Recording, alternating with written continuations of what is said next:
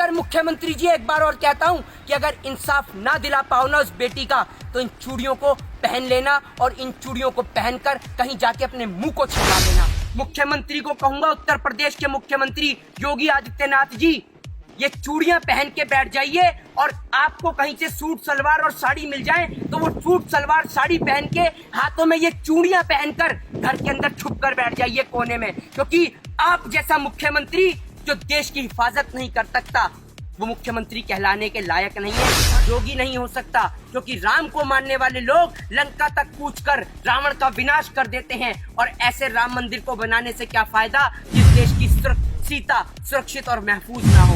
अरे नामर्दो, नपुंसकों की औलादो, अरे कम से कम एक बार इतना तो सोच लेते कि आपके भी घर में कोई बहन या बेटी या माँ होगी जिस माँ ने आपको जन्मा है। कम से कम एक बार उसके रक्त का, उसके खून का, उस माँ के दूध के कर्ज को तो याद कर लेते। ये योगी के भेष में ढोंगी है, ये राम की आड़ में कंस का खेल चला रहा है, ये कृष्ण की आड़ में कंस का भेष धारण किए हुए ये राम का वंशज नहीं हो सकता। ये कंस की औलाद है इस देश के अंदर, ये रावण का भेष है। और आपको बता योगी जी के पास तो बहुत सारा काम है, वो देश की बेटियों को देखें, उत्तर प्रदेश की बेटियों को देखें या गायों को देखें, क्योंकि ये भी तो एक काम है। अगर मेरा बस चले तो इस उत्तर प्रदेश के ढोंगी मुख्यमंत्री अजय सिंह बिष्ट को इस गाय के खूंटे से बांधकर पूरे हाथरस से लेकर पूरे लखनऊ तक खदेड़ने का दम रखता हूँ। इतना दम है।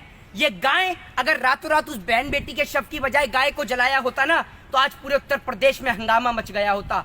आज आप देखिए, रातों रात उस बेटी के शव को जला दिया जाता है। और देश का दुर्भाग्य है ये कि देश के अंदर तलाक एक साल में भले ही 12 होते हैं, लेकिन बलात्कार हर 12 मिनट पे, हर 10 मिनट पे एक होता है। लेकिन हमारे देश का दुर्भाग्य है कि हमारे देश के मुल्क के लोगों को 3 तलाक के ऊपर कानून चाहिए, लेकिन रेप और बलात्कार के ऊपर कोई कानून नहीं चाहिए। शिखर धवन की उंगली में चोट आ जाने पर यह देश का प्रधानमंत्री उसे संवेदना व्यक्त करता है, और देश की फूल जैसी बच्ची के बलात्कार को लेकर इससे एक ट्वीट नहीं किया जाता है। कुवैत का शासक मर जाने पर यही प्रधानमंत्री नरेंद्र मोदी उसको ट्वीट करके संवेदना व्यक्त करता है। बहन बेटी के साथ बलात्कार हो जाने पर इसके हलक में ना जाने कौन सा फेविकॉल अटक जाता है कि इसकी हलक से आवाज नहीं निकलती। ये योगी के भेष में ढोंगी है, ये राम की आड़ में कंस का खेल चला रहा है, ये कृष्ण की आड़ में कंस का भेष धारण किए हुए ये राम का वंशज नहीं हो सकता। ये कंस की औलाद है इस देश के अंदर, ये रावण का भेष है।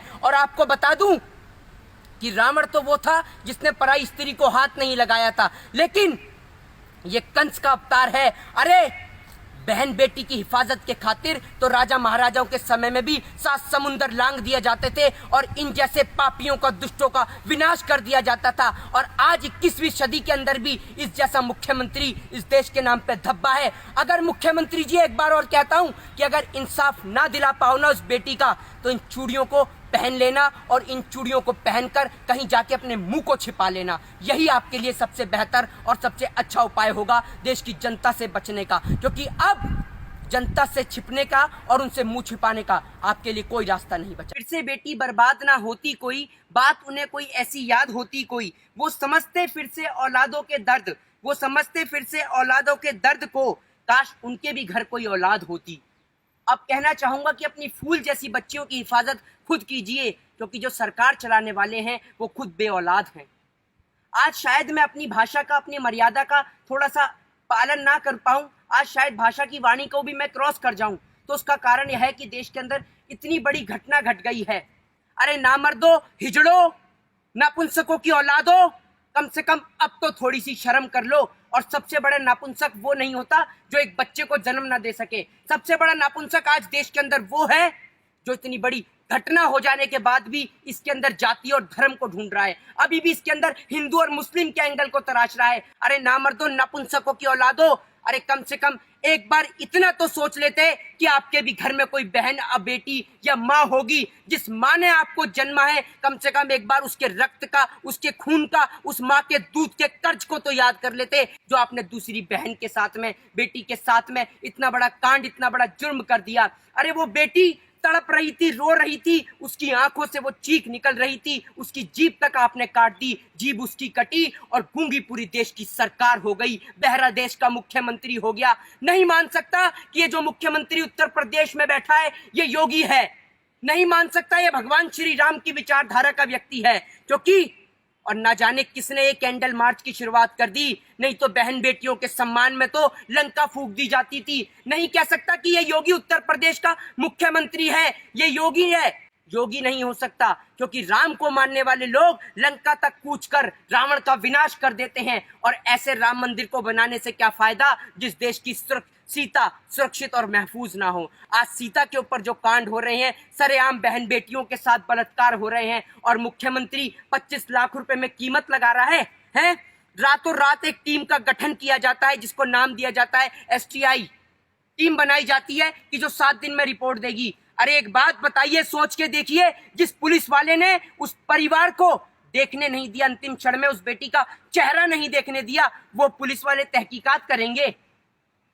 एक बात बताइए, एक देश का राष्ट्रपति मर जाता है या एक देश का शासक बन जाता है तो देश का प्रधानमंत्री तुरंत ट्वीट डालता है उस बेटी को लेकर, उस बेटी की संवेदना को लेकर। प्रधानमंत्री नरेंद्र मोदी ने एक न ट्वीट डाला है, न एक बार प्रधानमंत्री देश की जनता के बीच आके बोले। देश का मुख्यमंत्री नहीं बोला, उत्तर प्रदेश का मुख्यमंत्री, ये योगी, कि मेरे को संवेदना है उस बेटी के लिए, मुझे दर्द है। कहां से बोलेगा? क्योंकि इनके घर में, खुद के घर में इनके बेटियां नहीं है, ये खुद बेऔलाद हैं। सरकार चलाने वाले ये बेऔलाद हैं। और आज मुख्यमंत्री को कहूंगा, उत्तर प्रदेश के मुख्यमंत्री योगी आदित्यनाथ जी, ये चूड़ियां पहन के बैठ जाइए, और आपको कहीं से सूट सलवार और साड़ी मिल जाए तो वो सूट सलवार साड़ी पहन के हाथों में ये चूड़ियां पहनकर घर के अंदर छुप कर बैठ जाइए कोने में। क्योंकि आप जैसा मुख्यमंत्री जो देश की हिफाजत नहीं कर सकता, वो मुख्यमंत्री कहलाने के लायक नहीं है। और आप जैसे लोग कभी श्री राम के वंशज नहीं हो सकते, क्योंकि श्री राम वो थे जिन्होंने प्रजा के खातिर अपनी गर्भवती पत्नी को त्याग दिया था। आप तो इतने निकम्मे नाकारा हो कि 25 लाख रुपए कीमत लगा रहे हो उस बेटी के दर्द की। आप जैसे लोग धब्बा हो, आप जैसे लोगों पे थूकता हूं मैं। और अर्नब गोस्वामी जैसे दलाल लोगों कि तुम आज दिखा रहे हो वो कंगना को लेकर, सुशांत को लेकर और ड्रग्स को लेकर, तो इतनी तो शर्म कर लो।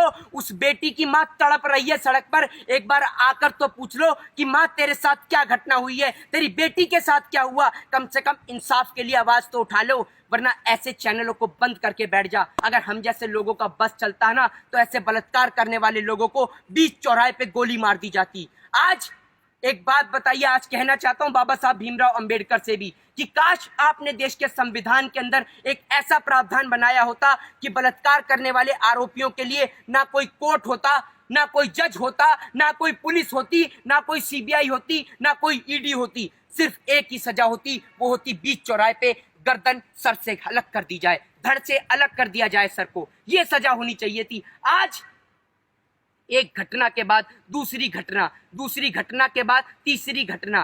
कहते हैं ना बेटी बचाओ बेटी पढ़ाओ, आज उसका विपरीत है, बेटी को जलाओ और अपराधी को बचाओ। ये है आज उत्तर प्रदेश के मुख्यमंत्री का असली चेहरा, जो आज लोगों के सामने देखने को मिल रहा है। अरे नामर्दो, नपुंसको, कम से कम अब तो अपने बच्चों की, अपनी बहन बेटियों के बारे में सोचो। आज समझ में आता है कि इस देश के अंदर ऐसी औरतों की कोई जरूरत नहीं है, इस देश के अंदर ऐसी औरतों की कोई जरूरत नहीं है, स्मृति ईरानी जैसी औरतों की कोई जरूरत नहीं है, जिनको आप जैसी बहन बेटियां संसद बनाकर संसद तक भेजती हैं। ये औरतें सांसद बनने के लायक नहीं है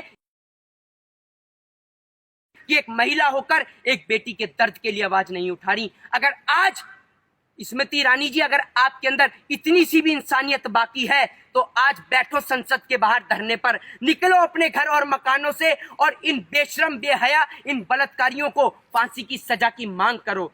पुलिस वाला सीधे मुंह बात नहीं करता। अरे आप हिंदू धर्म की बात करते हैं, हिंदू धर्म में कभी भी रात के वक्त किसी का अंतिम संस्कार नहीं होता और ये रातों को अंतिम संस्कार कर देते हैं। अरे दलालो भड़वो, कम से कम थोड़ी तो इंसानियत अगर तुम्हारे अंदर बाकी है, और अगर अभी भी तुम्हारे दिल के अंदर इतनी सी भी इंसानियत अगर बाकी है, तो उस बेटी बहन के लिए आवाज उठाओ। क्या उत्तर प्रदेश का यही मुख्यमंत्री योगी आदित्यनाथ जब भी यही कहता, अगर ये बलात्कार किसी नेता की बेटी के साथ होता तो क्या मुख्यमंत्री ये कहता कि मैं 25 लाख दूंगा? अरे 25 लाख देश की जनता आपको देगी, आप उन बलात्कारियों को फांसी दे के दिखाओ। अगर माँ का दूध पिया है तो 25 क्या 50 लाख देगी देश की जनता आपको, आप फांसी तो देकर दिखाओ उनको। है आप में दम फांसी देने का? है आपके कानून में दम? अगर आपके कानून में इतना दम होता ना, आपके अंदर फांसी देने का इतना दम होता, तो आज आपका कुलदीप सिंह सेंगर, चिन्मयानंद, नित्यानंद जैसे बलात्कारी आज जेल के अंदर बैठ के जेल की रोटियां नहीं खा रहे होते, बल्कि फांसी के तख्ते पे झूल गए होते।